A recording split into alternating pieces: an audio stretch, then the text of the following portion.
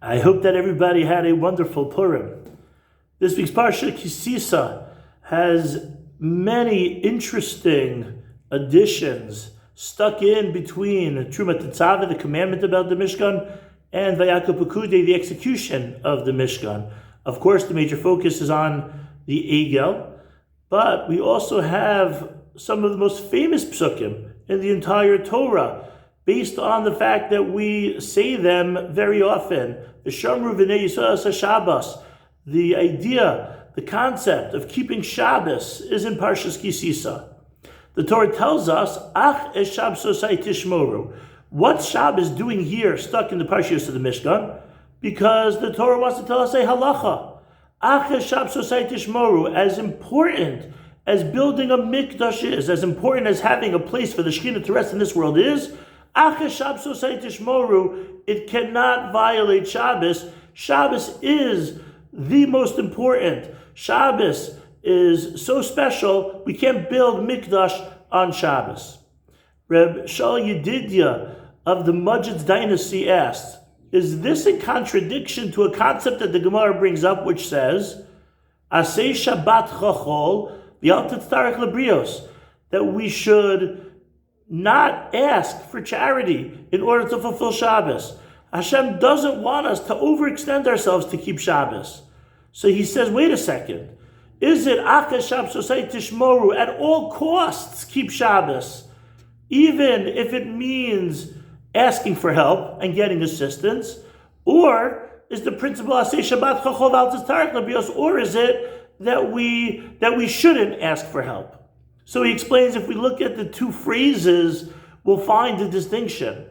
Aches Shabbosai Tishmoru, when it comes to the ideas, the issues that are between man and Hashem, Aches Shabbosai, my Shabbos, Hashem says, that we need to go all out. Don't build a mikdash when it conflicts with Shabbos. Spend money, do whatever you need to do to fulfill the mitzvos of Shabbos.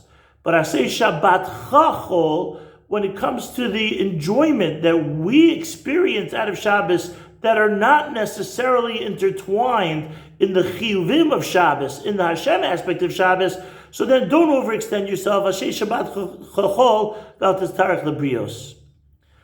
I remember reflecting on my Shabbos experience that there was a lot of daven, eat, sleep, daven, eat, sleep. And if we consider that on Friday night, we say, Atah kidashtes yom hashvi tachlis maseh shemayim v'aretz, that the purpose of Shabbos is tachlis maseh shemayim v'aretz, so the pattern of daven, eat, sleep doesn't necessarily make sense. Daven, eat, sleep, okay, there are a lot of important things there, but is that tachlis maseh shemayim v'aretz, is that the reason why Hashem created shemayim v'aretz? There has to be more. And this was sharpened for me during COVID. When we were home with our families day in, day out, for us, it was a wonderful time. But it was almost as if every day was Shabbos. What was special about Shabbos? And I had to paradigm shift. That it wasn't, Shabbos menucha doesn't mean just rest.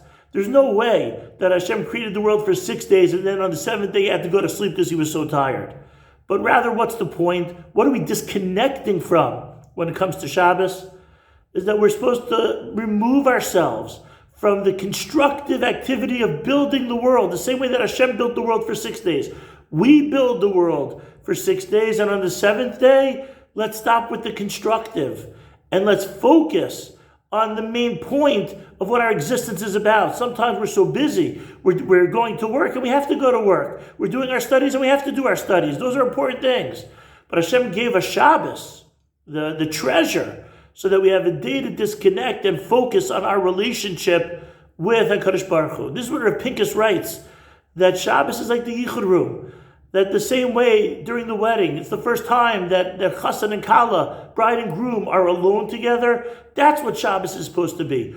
Just us and Hashem. And that reminds me of the famous Torah of Rav Shlomo Karlbach, that when we say, Shalom Aleichem Malachei Hashares, we welcome the Malachim into our homes at the start of Shabbos.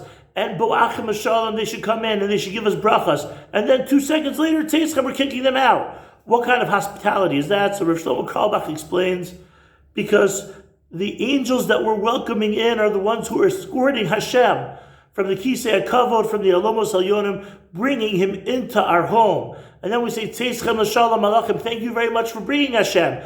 And we'll see you in 25 hours from now. But during these 25 hours, it's me and HaKadosh Baruch Hu. Is that the way that our Shabbos looks? Shabbos is a sign. It's a love letter between us and HaKadosh Baruch Hu. Is this the way that our Shabbos looks? That it's all about our relationship with HaKadosh Baruch Hu? Do we raise our intensity of relationship with Hashem on Shabbos? Or do we just escape from the week and use it as a chance for a healthy relax without really working on our ruchani part of ourselves? HaKadosh Baruch Hu should help us realize the opportunity that Shabbos presents. That when we're disconnected from all things in the world, it allows us to focus on what our neshama is really yearning for and what the most important aspects of our life is, to make Shabbos a special day, a day of learning, a day of davening, a day of connecting to HaKadosh Baruch Hu, of thinking about Hashem and falling in love with the infinite. Have a great Shabbos.